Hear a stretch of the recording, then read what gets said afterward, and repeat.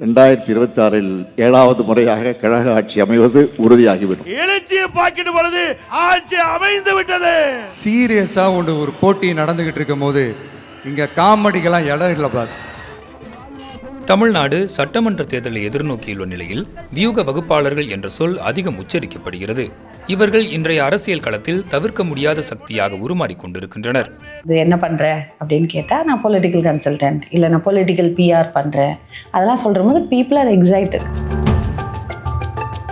அப்போ இவங்க என்ன பண்ணுவாங்கன்னா, காலையில் எழுந்திரிச்சு லீடர்கிட்ட போய் இப்படிதான் நிற்கணும், இப்படிதான் பேசணும், இந்த மாதிரி நடக்கணும். That is what cinema has told you, right? This is different.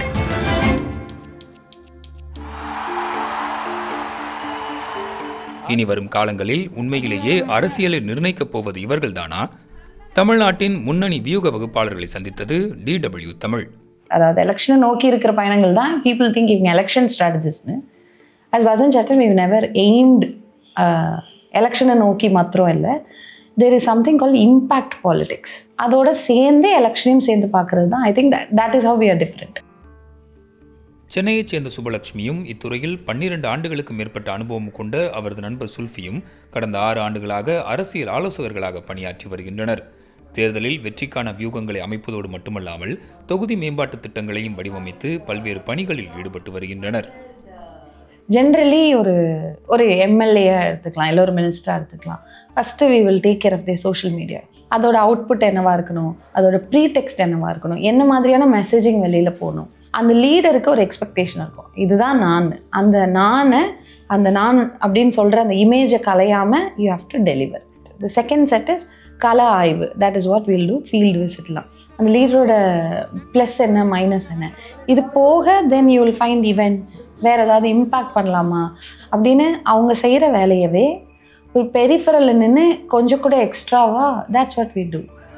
சுமார் 99 கோடி வாக்காளர்களை கொண்ட இந்தியாவில் தேர்தல் வியூக வகுப்பு நிறுவனங்கள் $1 பில்லியன் தொழில்துறையாக மதிப்பிடப்பட்டுள்ளது. 2014 நாடாளுமன்ற தேர்தலில் பாஜக ஐபாக் நிறுவனத்துடன் இணைந்ததே இத்துறையின் வளர்ச்சிக்கான ஆரம்ப புள்ளியாக அமைந்தது.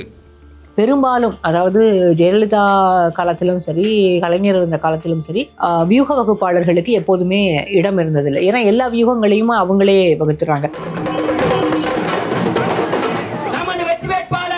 ஒரு பொலிட்டீஷியன் நேஷனல் பிராண்டா இருக்க முடியும், அது வியூகங்கள் அதுக்காக வகுக்க முடியும், மாற்றி அமைக்க முடியும், மக்களுடைய சிந்தனைகளையே மாற்ற முடியும் அப்படின்னா அது 2014 தேர்தல் செய்தது தான்.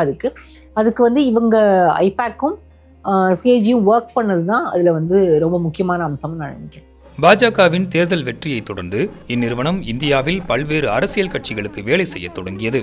மேலும் ஐபேக் போன்றே பல்வேறு நிறுவனங்களும் தோன்றின. கட்சி கொள்கை சித்தாந்தங்களை கடந்து அனைத்து அரசியல் கட்சிகளுக்கும் இந்நிறுவனங்கள் பணியாற்ற தொடங்கின. தேர்தல் வெற்றிக்கான முக்கிய வழியாக இதை கண்ட மாநில கட்சிகள் இதை ஏற்றுக்கொண்டன. குறிப்பாக 2019 நாடாளுமன்ற தேர்தல் காலத்தில் வியூக வகுப்பு நிறுவனங்கள் தமிழக அரசியலில் குறிப்பிடத்தக்க தாக்கத்தை ஏற்படுத்தின. இத்துறை ஏராளமான இளைஞர்களுக்கு புதிய வேலை வாய்ப்புகளையும் உருவாக்கி தந்தது. ஜாயின் பண்ணப்போ கொஞ்சம் ஸ்ட்ரகிளாக இருந்தது, லேர்ன் பண்ணிக்க கொஞ்சம் டைம் எடுத்தது. அப்புறம் நிறைய லேர்ன் பண்ணேன். ஒரு இதுவில் மட்டுமே ஒர்க் பண்ணாமல் நிறைய ஃபீல்டுலேயும் ஒர்க் பண்ண ஆரம்பித்தேன். இங்கே டிசைன் பண்ணுறது கற்றுக்கிட்டேன், கேமரா ஹேண்டிலிங் கற்றுக்கிட்டேன், ஃபீல்டு ஒர்க்கிங்கும் இங்கே போய் ஃபீல்டில் எப்படி ஒர்க் பண்ணணுன்றதையும் இங்கே லேர்ன் பண்ணிக்கிட்டேன். ஃபினான்ஷியலாக பார்த்தா நான் ஜேர்னலிசம் ஃபீல்டில் சேலரி கம்மி, பெருசாக சேலரி தரமாட்டாங்க. இங்கே எனக்கு நல்ல சேலரி, எனக்கு ஃபினான்ஷியல் ஃப்ரீடம் இருக்குது. எங்கள் வீட்டில் நான் இண்டிபெண்ட்டாக இருக்கேன், அந்த கான்ஃபிடென்ட்டும் எனக்கு இங்கே இருக்குது. ஆனால் இந்த துறையில் பெண்களை விட ஆண்களே ஆதிக்கம் செலுத்துகின்றனர். ஆண்களை விட பெண்களுக்கு அரசியல் அறிவு குறைவு என்று ஒரு தவறான எண்ணம் பலரிடையே நிலவுவதாக ஆதங்கப்படுகிறார் Subbulakshmi. Being a woman you will not be taken seriously. But நான் நிறைய இடங்கள்ல அரசியல் நான் பேசிகிட்டே இருக்கும்போது என் பக்கத்தில் இருக்கிற ஒரு மேல் கிட்ட அந்த கேள்விகளை அப்படியே நகர்த்துவாங்க. So I have to track it. Stiffa, we don't do 3 things. Is we will never work on content against women. ஒருத்தங்களை பர்சனலாக டார்கெட் பண்ணி இழிவுபடுத்தி அவங்கள புஷ் பண்ணி, அப்புறம் we will not do crisis management for anybody which is related to women abuse. அதுக்குள்ளெல்லாம் we don't go. வியூக வகுப்பில் கள ஆய்வு என்பது மிகவும் முக்கியத்துவம் பெறுகிறது. பொதுமக்களிடையே தொடர்ந்து கருத்துக்களை கேட்பது, தொகுதி பிரச்சினைகளை பகுப்பாய்வு செய்வது, உட்கட்சி பிரச்சினைகளை தலைமைக்கு கொண்டு செல்வது என தேர்தல் காலத்தில் மட்டுமின்றி மக்களின் நல்லெண்ணத்தை பெறும் திட்டங்களை வகுப்பதிலும் இவர்கள் பங்கு முக்கியமானது. சமீபத்தில் முதல்வரின் காலை உணவு திட்டத்தை பொதுமக்களிடம் கொண்டு செல்வதில் சுப்புவின் குழு பங்காற்றியது குறிப்பிடத்தக்கது. டீம் ஃபீல்டு விசிட் போனப்போ ஒரு கவர்மெண்ட் ஸ்கூல் வாசலில் இருக்கிற ஒரு டீ கடையில் my field team member spoke to a school guy. என்னடா ஸ்கூலில் இப்படிலாம் போகுது, சரி எங்கே போகுது, நான் நடந்து தான் போகணும், பஸ் இப்போ சாயங்காலம் கிடையாது. ஏன் கிடையாதுன்னா அந்த பஸ் ரூட் இல்லை. So he took that to the leader. Exactly 3 days later he had the bus going back. அந்த ஊருக்குள்ளே வளைஞ்சு, அதாவது நேராக போகாமல் அந்த ஊர் வழியாக பஸ்ஸு போகிறது ஒன்று. ரெண்டாவது அந்த ஸ்கூல் டைமிங் ஏற்றாப்புல அந்த பஸ்ஸை மாற்றிக்கிட்டோம். அந்த இம்பேக்டான வேலைகள் it's very important that we do. வியூக வகுப்பு நிறுவனங்களின் சமூக வலைத்தள யுக்திகளுக்கு முன் சிறு இயக்கங்கள் தங்கள் பிரச்சாரங்களை மக்களிடம் கொண்டு செல்ல திணறுவதாக கூறுகிறார் ஆதித்தமிழர் கட்சியின் தலைவர் ஜக்கையன். அப்போ இந்த பொது கருத்தை உருவாக்குவதற்கு அந்த இடத்துல இந்த ஸ்ட்ராட்டஜிஸ்ட் சில வேலைகளை பண்ணுறேன். அது பண்ணுறது மூலமாக அவங்க ஒரு இமேஜை உயர்த்துறதோ அல்லது அந்த அரசாங்கத்துடைய திட்டங்களை செய்த சாதனைகளை வெளியே கொண்டு போகிறதுலையோ அவங்க ஒரு மிகப்பெரிய பங்கை ஆற்றுறாங்க அப்படின்னு தான் நம்ம சொல்ல முடியும். இப்போ எங்களை மாதிரியான சின்ன கட்சிகளுக்கெல்லாம் சோசியல் மீடியா தான் இருக்கிற ஒரே சப்போர்ட். அது மட்டும் தான். பெரிய பெரிய டிவிக்கெல்லாம் நாங்கள் செய்திகள் வர்றது எப்பயாவது ஒரு ரேராக தான் வரும். மற்றபடி எங்களுடைய செய்திகள் சோசியல் மீடியா மூலமாக தான் போயிட்டு. இப்போ சிறிய கட்சிகள் அப்படின்னும் போது அவங்களுக்கு அந்த அஃபோர்டபிலிட்டி ரொம்ப குறையும். ஏன்னா சிறிய கட்சிகள் காணாமல் போயிடும்லாம் சொல்ல மாட்டேன். ஆனால் அவங்களுடைய செல்வாக்கு மேலும் குறையிறதுக்கான வாய்ப்புகள் இருக்குது. அப்படி செல்வாக்கு குறையும் போது அஃபோர்டபுளாக இல்லை அப்படின்னாலும் இவங்களை தேடி போகிறதுக்கான ஒரு கட்டாயம் உருவாகக்கூடும். லட்சுமியின் கருத்தை முழுமையாக ஏற்க மறுக்கும் சுப்புலட்சுமி, எல்லா நிறுவனங்களும் அதிக விலை வாங்குவதில்லை என்றும் பணத்தை மட்டும் வைத்து இந்த துறையின் தாக்கத்தை மதிப்பிட முடியாது என்றும் கூறுகிறார். பணம் இருந்ததால் மாத்திரம் ஒரு ஆளால் பொலிட்டீஷியனாக ஆக முடியாது. அந்த இன்குபேஷன் பீரியட் வரைக்கும் நீங்கள் காப்பாற்றலாம்.